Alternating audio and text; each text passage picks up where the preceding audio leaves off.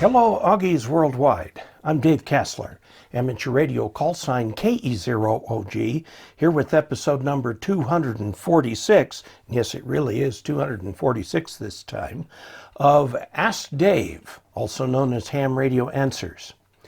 We're going to continue our discussion of the reference station. We need to pick an antenna. Before we do that, I want to go through this video that is called A Necessarily Incomplete Survey of Amateur Radio HF Unity Gain Antennas. Now, what does that mean? Well, there's just too many antennas for me to cover. We're going to use the DX Engineering catalog here in our discussion in a little bit and talk about antennas, but a lot of antennas are sold just by the manufacturer, for example, Step IR, Chameleon, and so on. You see some Chameleon in here. So we can't cover absolutely everything. There are so many. Now, HF, of course, unity gain means unity gain or zero gain with respect to a dipole. Now, a dB gain of 0 is a multiplicative factor of 1, and mathematicians and engineers like to refer to 1 as unity. So that's why I say unity gain antennas. Now, there are lots of things to say about antennas. What we're looking for is the reference antenna that we're going to use for the reference station. And here are some requirements that I have here. The performance needs to be the same as a full-size dipole. Now, a dipole is just your basic antenna. I'll talk about it in a minute. And we want something that's not worse than a dipole. And we're not looking for gain antennas, because gain antennas we start getting into expense, like beams and arrays and hex beams and all of that sort of thing. That's kind of a next level. We want to cover at least 40 and 20 meters. Why 40 and 20? Well, 40 is open during the daytime and into the evening, sometimes late. And 20 is open during the day for DX. Bands up above 20 in frequency are not really open very much sometimes during the day. It'd be nice to have them because you'll find FT8 sometimes all the way up to 6 meters. And I'm excluding 80 meters just because of the sheer size of the antenna.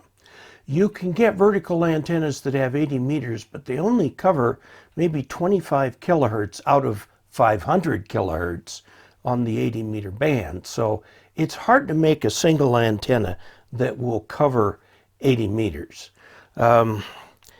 More bands than these are nice to have, but we've got to have at least those, okay? The smaller footprint is better because so many hams who are looking to get into HF live in places that don't have big lots or, in the city, HOA problems and so on. I'm not going to be able to satisfy everything there. I will talk at the end about some antennas that might. But a smaller footprint is often better. I mean, even a 40-meter full-sized antenna, 66 feet long, that's a little hard to put in somebody's backyard in many suburban and urban cases. Now, out here where I live, I've got an acre. I can put that up, no problem. The problem I have out here is I don't have anything that's very tall. The trees aren't very tall. It would be nice, and this is a criteria we're putting together for the reference station, something ready to install. Because construction projects like building your own dipole or building your own multiband antenna are nice and save money, but not everyone has the tools, time, and the raw materials to do it. Tools, the cutting tools, soldering irons, some test equipment. The time is especially important for a lot of people. And the raw materials, a lot of people really don't have a well-stocked junk box. A junk box is a ham radio term for that box you got full of all spare something, hanks of wire and stuff like that. We want a minimal and straightforward installation. I'm trying to avoid the kind of antenna that comes in 200 parts and requires a great deal of time to put together. Can be done fairly straightforward. I also want something that's of reasonable cost and readily available. By readily, I mean you can call up, order it, and it'll be there in a couple days. The one we're going to pick is not the cheapest, but it is readily available. Cost is a consideration. You can pay a lot of money for a unity gain antenna, like the Step IR, Big IR that I have here is a vertical. It's a unity gain antenna, same gain as a dipole.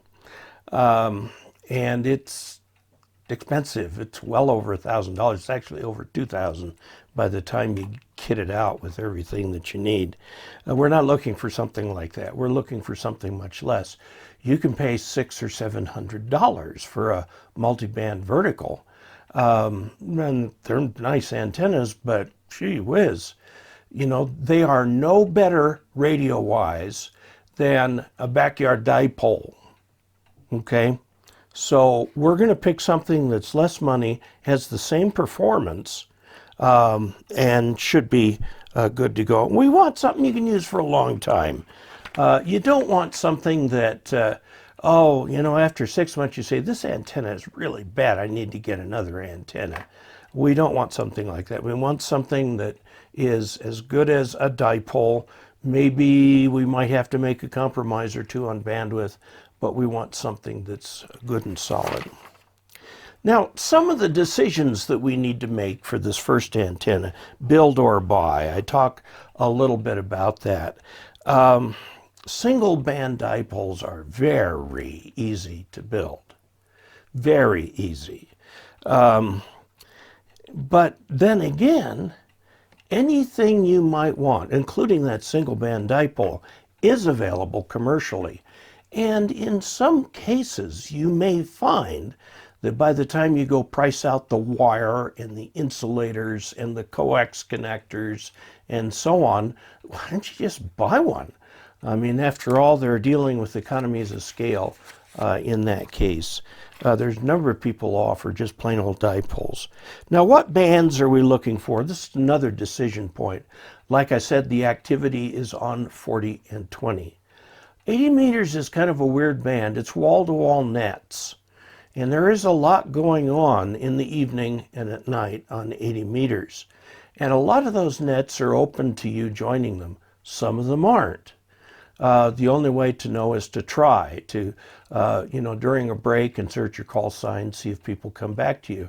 And you'll be able to tell pretty quickly if they're going to be hospitable or not so hospitable. But 40 and 20 are bands you can call CQ on, get good conversations going. Both bands right now with the low sunspot numbers are good for DX. As the sunspot numbers improve over the next few years, we'll see more activity on 15 and up to 10 and so on. Now, another question is horizontal or vertical. Now, dipoles need two supports. I'll show a dipole, and we'll talk about different variations of the dipole. The vertical antennas come in two flavors, radials and no radials. Okay, if the radials are needed, and a lot of the antennas I'm going to show you need radials, you need a lot of them, and it is possible to spend as much on the wire for the radials down at Home Depot as you do for the basic vertical part of the antenna. And then another question, of course, is how much you can spend. You can pay anything you want for a radio antenna, believe me. If you want to spend lots of money, there are people out there who would be delighted to take it. Let's take a look at the basic dipole antenna. Ideally, it is a half wavelength long with bare or insulated wire up here. You have insulators at each end, and the poles ideally should be a half wavelength long to get the optimum pattern out of this. Now, it's real hard to do that. On 40 meters, this distance is 66 feet. Okay, some people have 66 feet room. They can put this in, but that also means 66 feet high here. Very few people can get it that high. So you have to compromise on the height. Now, the dipole is a little directional, favoring broadside, meaning out this way. The feed point impedance varies with height. We say it's a nominal 50 ohms, but it actually can vary from 30 up to 70.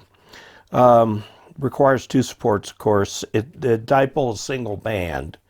The length is usually given by this formula, 468 feet divided by the frequency in megahertz. So that gives you the feet that the antenna is long. They're easy to build and tune.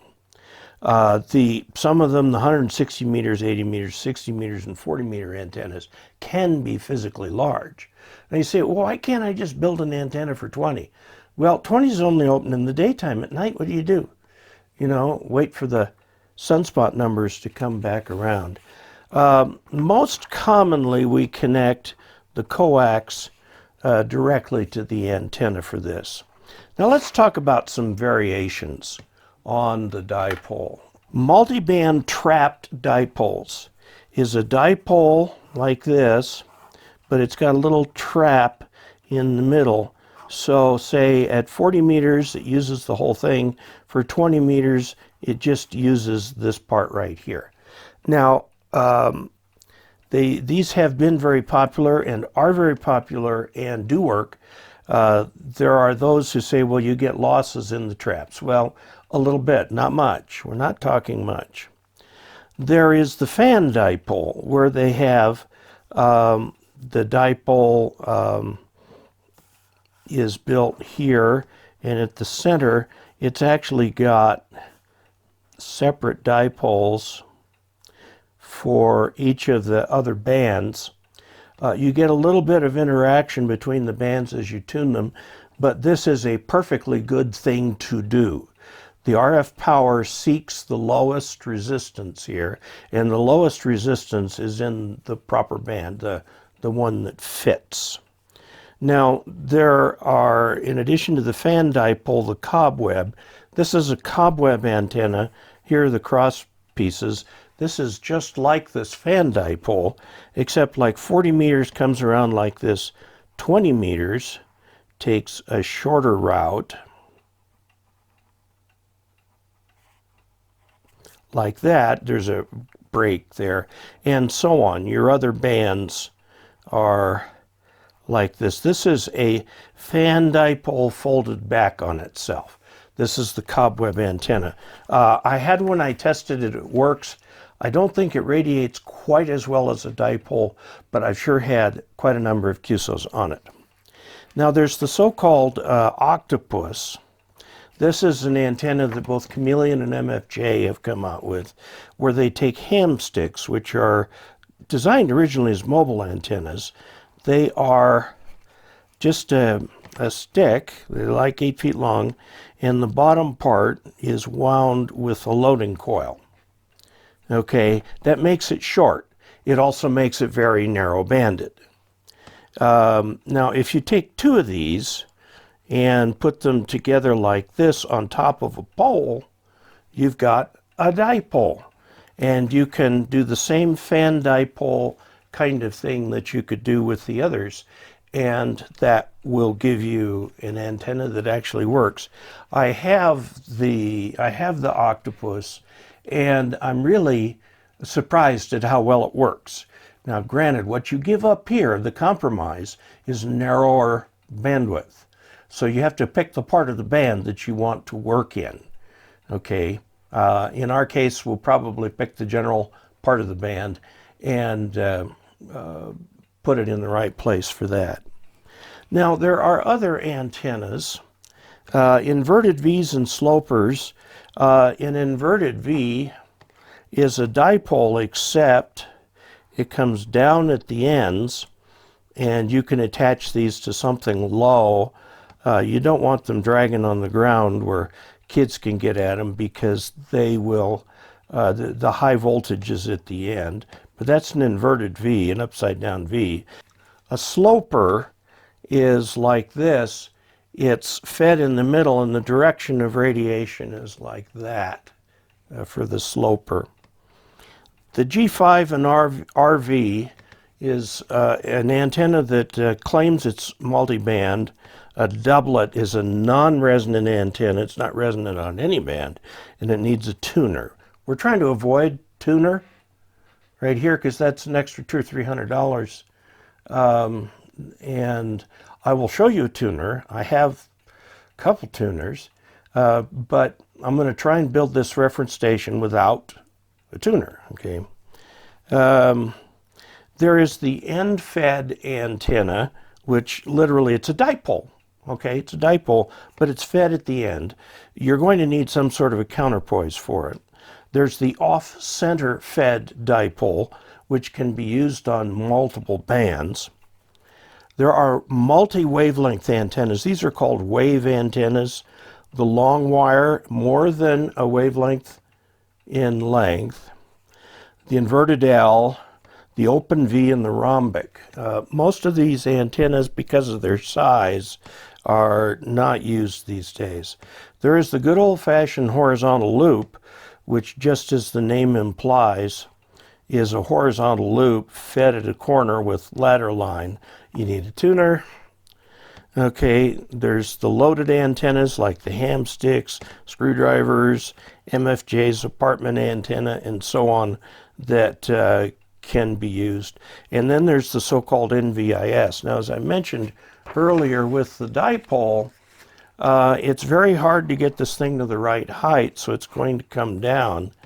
And that means that much of the radiation will go straight up. You say, oh, what good is that? Well, it can be bounced off nearby, 200 to 300 miles out from where the antenna is. Okay, let's take a look at some of these. Okay, we have, this is the DX Engineering catalog. It's the 2019 catalog. I don't have the current one yet. This says autumn and winter 2019, so I guess it's current. Here's an example of an NVIS antenna kit. They make little collections of things that you can use for making wire antennas. They've got some pre-built HF antennas. Here's some ladder line fed antennas. Now the thing with these is you will need a tuner. You can kind of make your own here. Okay. You can buy wire. Copper weld wire is copper plated steel wire. It's very strong and can be used for antenna, and it won't stretch. Just normal THHN wire, the kind you get down at Home Depot, is soft-drawn copper, and it will stretch with time. You can just adjust it with time too, so it saves some money. Let's take a look up here at this multi-band off-center fed dipole HF antennas here. These are the Buckmaster ones, and you can buy them for a variety of bands. I want you to notice the prices here. Okay, so and the lengths, the shortest one they have is 68 feet.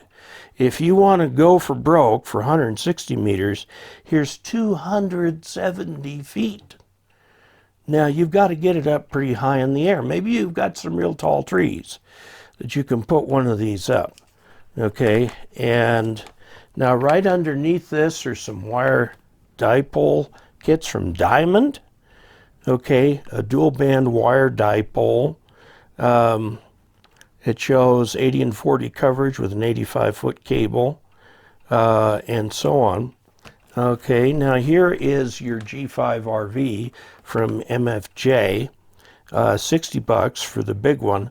The junior antenna is smaller. It won't cover let's see, covers 40 through 10 meters with a tuner. Okay, and then here's some MFJ off-center fed dipoles, and then MFJ has single band dipoles.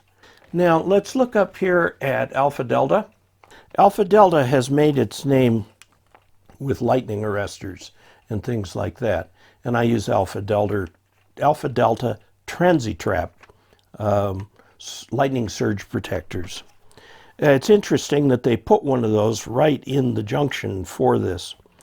Alpha Delta's complete resonant antennas include, okay, you see here that's some trapped, and parts of it, like this, are fan dipoles. It's electrically a fan dipole. Okay, this is a multi-band wire dipole antenna. Note that the prices are a lot more reasonable than these Buckmaster prices over here. And you might look very carefully at this one right here. 40 through 10 parallel dipole. It's a fan dipole electrically. It's the Alpha DXEE. The DXEE. Now I want you to pay attention to that because that's the one we're going to choose here. Now there are slopers in that. The Alpha Delta also has single band dipoles that you can buy. They've even got wire antenna hanging tools. These are slingshots. If you want to put something up over a tree, you can put a leader up over and pull up a rope and so on. Like I said, there's all kinds of stuff available. Let's take a look at broadband end-fed antennas here in the $300 price range, okay? More end-fed antennas. We're getting up in price. These little portable mast kits. I'm going to show you an easy way to make a mast in the next video. Here are some Bushcom single band antennas. Okay, look how expensive those are. You can make one for a quarter that or less. Here's a multi-wire broadband dipole antenna. Okay, this gives you a wider bandwidth on 80. You'll need a tuner for these. Here is a multi-band wire antenna by EA. And you can see what they'll cover. They're trapped dipoles, okay. The 60 and 15 meter dipole, horizontal multi-band wire antennas here with traps, you can see, and so on, and they go on. So now let's talk about vertical antennas. A whole nother ball game, vertical antennas. Now, the basic vertical antenna has a quarter wave radiator on the ground with lots and lots and lots of radials out there. The radials are attached to the bottom of the pole and left open at the ends. I recommend insulated radials laid on the surface, okay? You can get what are called garden staples, where they're literally staples, but they're about that long and about that wide. You can put over the wire at intervals to keep it down, and eventually the undergrowth, whatever it is, lawn, etc., will grow around it, and you won't even know the radials are there, except if you count them right at the bottom here. The basic vertical is a quarter wavelength high, so that's 33 feet on 40 meters. All right, it's fed at the base. The input impedance at the base is about 30 ohms. So right out of the box, you've got about a 1.6 to 1 SWR. Okay, and just something to be aware of. The basic antenna can be homebrewed, but homebrewing a multi-band vertical is harder. By the way, commercial multi-band verticals are readily available, and we'll talk about that. Now I want to talk a little bit about radials. A radial, again, is a wire that comes out from the base and goes out a ways. The length is not critical if it's on the ground. If it's elevated, you need to put tuned radials on this. 2 to 4 radials per band tuned to a quarter wavelength. Okay, so that's 2 to 4 33-foot radials for 20 meters. Half of that would be about 16.5 feet for 20 meters, and so on. You don't need to put, if you've got radials for 40 meters, you don't need them for 15 because there's a harmonic relationship there, and the 40 meters will work for the 15. But otherwise, you need them. I recommend insulated wire. There will be high voltage at the ends of the radials. So think children, pets, wildlife. What you can do is get those little twist wire cover things and put them on there and tape them up or something, and fix it so that the kids and stuff won't play with them and get shocked while you're transmitting. The performance of the antenna is strongly tied to the quality of the radial system. And no, a ground rod is not a radial. A radial field is a substitute for perfect ground. The only time you won't need a radial, really, is if you're over salt water. Salt water is a perfect conductor, a very good conductor, rather. Okay, let's talk about variations on the vertical. The electrical quarter wave versus the electrical half wave. I showed on here a quarter wave vertical and it needed radials. Well, if what you have is an electrical half wave, think a dipole fed in the center, but vertical. Okay, this is a dipole. It doesn't require radials. Now, so the electrical half wave dipole doesn't need radials. Radials will improve its performance. However, no radial antenna shouldn't be mounted right on the ground. They should be up 10 feet or so in the air. Multiband antennas can have tuning mechanisms on them that are just plain a pain to tune. Some older designs are based on traps, just like a trapped dipole, except a trapped vertical. The newer ones are based on various tricks to limit the part of the antenna that's used. Ham sticks are base-loaded quarter wave whips designed for mobile use. They're electrically a quarter wave long, but they've got a loading coil at the bottom that shortens it, okay? That doesn't necessarily compromise performance, but it does compromise bandwidth. So you can't cover a whole band with something like a ham stick. Okay, now there's something called the 43-foot vertical that you can put up. They're ground mounted. You can tune them on all bands, including 160. However, you need a massive radial system for that to be effective. It'll cost you more than the 43-foot piece of aluminum pipe going up in the air that you'll have to put together out of sections because they don't make pipe that long. It absolutely requires a remote wideband antenna tuner right at the base of the antenna. That's because the SWR is so high that if you tried putting coax in between the tuner and the base of the antenna, that you would get extremely high voltages on the coax, which is not good for it. Plus, you will get significant circulating currents, and all you'll do is make the ground warm with your warm coax. Okay, the 43-foot verticals were really popular for a while. Now, I want to talk a little bit about vertical loops. Vertical loop is, you got a high point here, and you put in either a half wave or a full wave and make a delta out of it. It's closed loop. You can feed them at the corner or you can feed them up a little ways. And depending on where you feed it, you get vertical or horizontal polarization. Okay, so let's take a look at some vertical antennas, shall we? Let's get turned over. We will come back to the loops. Okay, here's vertical antennas, and it shows all kinds of different ones here. Here's 43-foot verticals and remote antenna tuner mounting kits by a variety of people here, okay?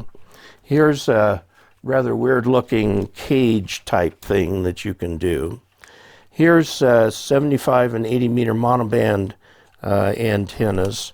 Notice the prices on these verticals get a little bit high.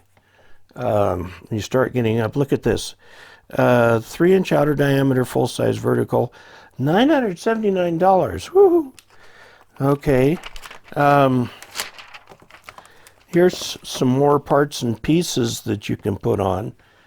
Here is a multiband high performance with a tilt system. By the way, this is their radial plate, which is really nice for attaching the radials there. The BTV verticals by Hustler are actually pretty popular, okay? A 6-band antenna is $241.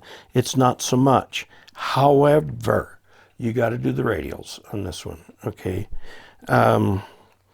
Sometimes people say, oh, you don't have to do radials. Well, an antenna will radiate without radials. It just won't do it as well as if you put the radials in there by like a whole bunch. Okay, here's a little omnitilt. That's the Hustler. Okay, HF, telescoping, guy rings. Let's get over to the butternuts here.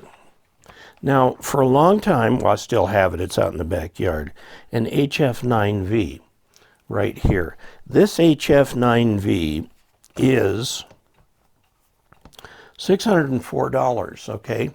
Note that this antenna is not intrinsically better than a dipole, okay? Plus, the butternut antennas require radials.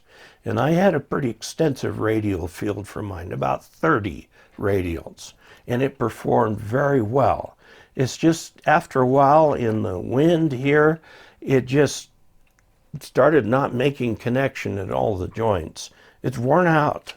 So I set it aside and put in the step-by-R antenna. But they've got, it's quite an interesting contraption. Here's that radial plate I was telling you about. You put this around the base of the antenna and can attach radials. You want to order an extra hardware set when you do this. It's stainless steel, and this hardware is stainless steel. Don't use aluminum and copper together. You will run into a problem with corrosion. Okay. Now, here are radial wire kits. You can spend a lot of money on this. These are those lawn staples I was telling you about. They're about 6 inches high. Okay, guying kits to hold down the guys. You got to keep the thing up in the air somehow. Here's a Cushcraft antenna. This is a 36-foot vertical for 160 meters. And it's just a single band. These are single bands. Now let's look down here at the multibands, the R9, $679. It covers 80 through 10, and I assure you, through 6. I assure you that the 80 meter coverage is only about 25 kilohertz wide. So you've got to be very selective where you put that particular coverage, because you're not going to cover the whole 80 meter band. It's just not going to happen. These do cover the whole 40 meter band. Now, I had an R7 at one point. I don't see them here, but it was 20 through 10, and it was a very nice antenna. Very nice. I really liked that antenna. I sold it, and I regretted it almost immediately. Now, here's some very popular antennas by High Gain. The AV640 will do 40 through 10 and 6 meters.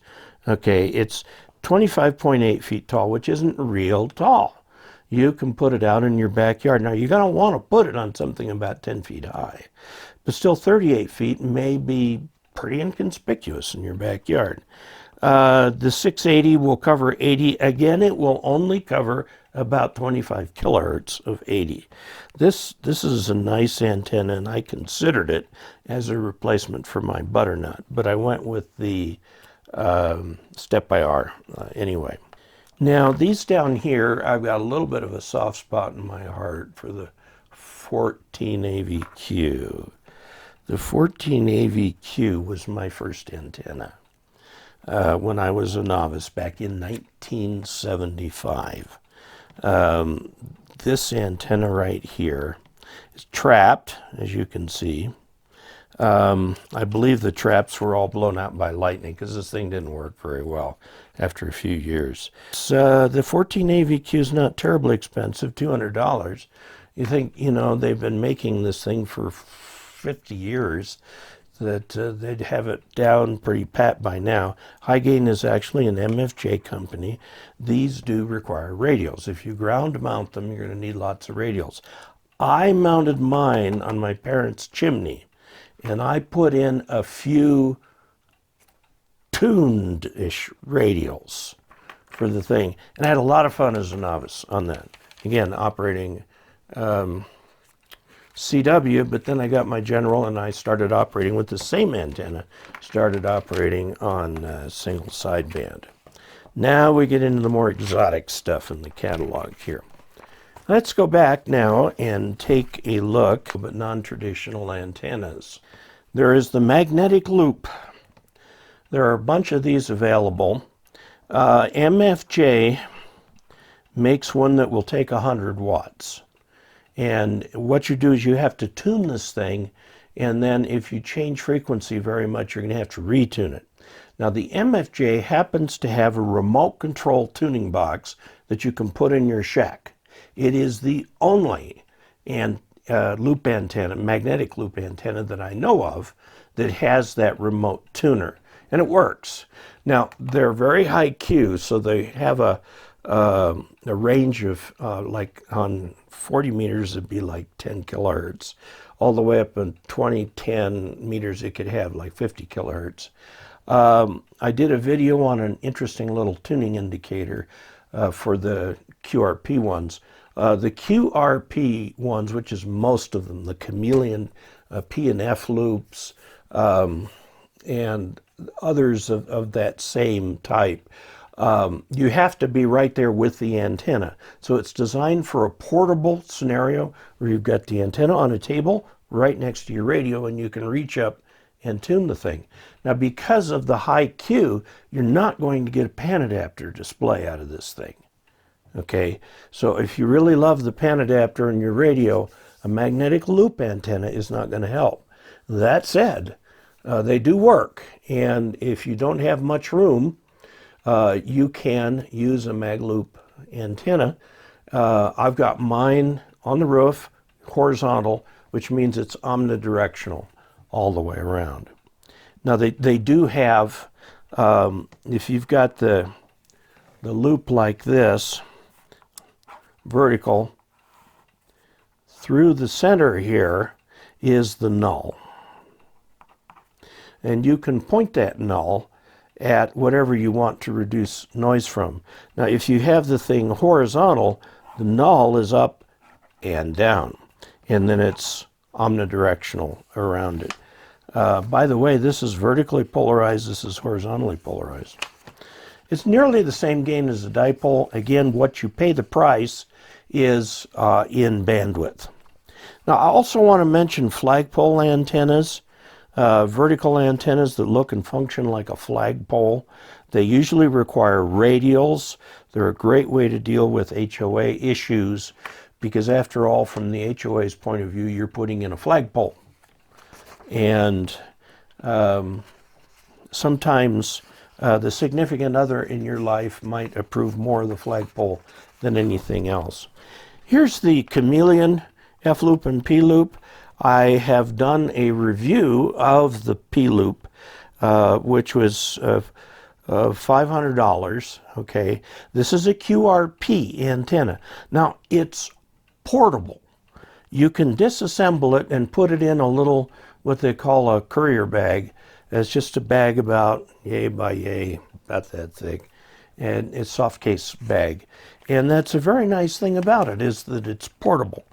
You don't have to pick it up. The MFJ loop, by the way, comes fully assembled, and it's big, this size right here. They pack them extremely well.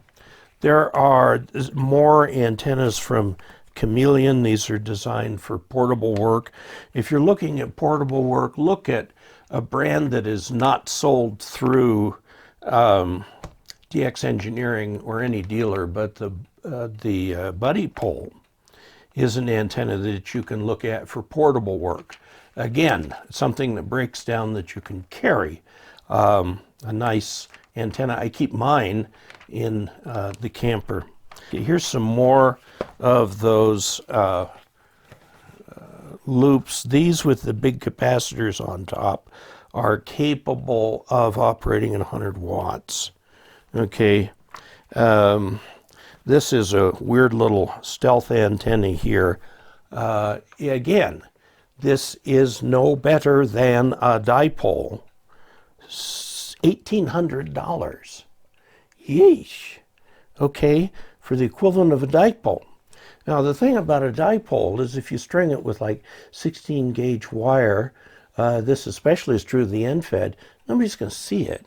And something like this, of course, you disguise. You put somewhere and disguise it.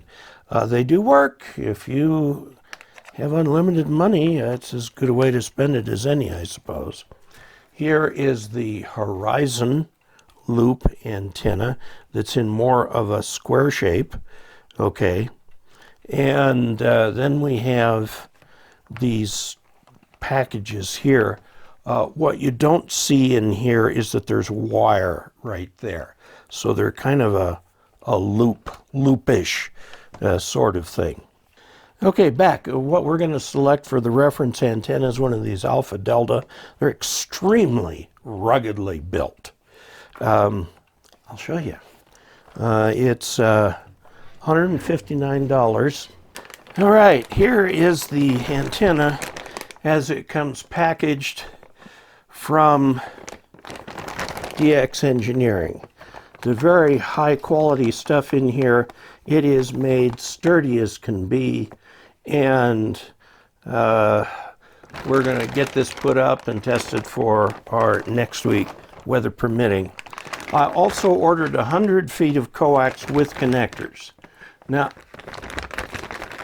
I'm perfectly capable of putting connectors on the end of cable, and I've got 100 feet of my LMR 400 sitting out in the backyard. I got more than that. Why did I order a new cable? This is RG8X, or DX Engineering's version of it, with cable ends on it always, because I want to make it simple. We're going to put this antenna up. We're not going to use any solder, any tools other than just, household pliers and things like that. And I'm going to show you the parts we can get from Home Depot that will make this thing go up if you don't have supports already. I'm going to show you all the way to putting up a self-supported antenna and how we can do that. So again, this is the reference antenna here. It's the Alpha Delta. It is the DXEE.